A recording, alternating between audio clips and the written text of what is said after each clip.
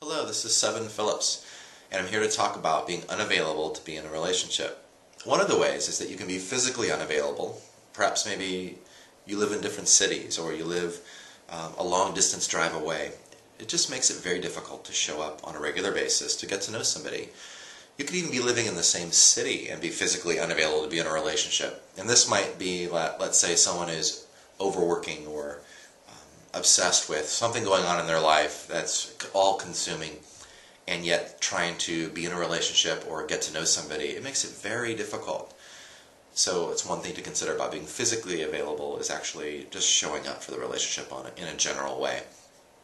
The emotionally unavailable is probably more common. And one of the things, which is obvious for most of us, but it has to be said, is that if you're in a committed relationship, or even if you think you're half in a committed relationship and you haven't ended the relationship, you are unavailable to start a new one, in addition to the fact that a lot of people's feelings could be hurt. If you are recently out of a relationship or considering being with somebody who is, usually about 3 to 6 months it takes for minimum for someone's heart to start healing, and there's just some emotional baggage left over.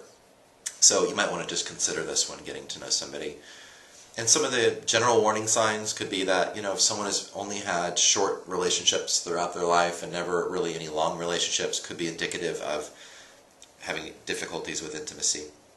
If when things get hard, someone runs away. If you yourself are giving a lot of energy and chasing somebody and you're getting very little in return, could mean this person is emotionally unavailable.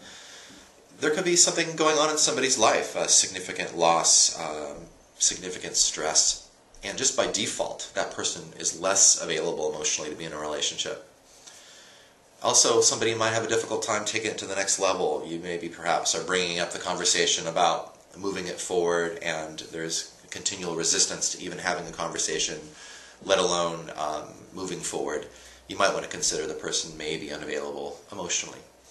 So these are all just warning signs. I want you to consider them, but most importantly, I want you to have these conversations with people in your life.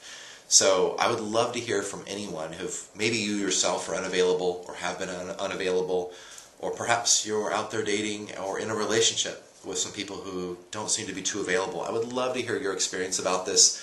This is far more prevalent than I think we talk about, and it should be talked about, and I'm glad that you're listening to the video.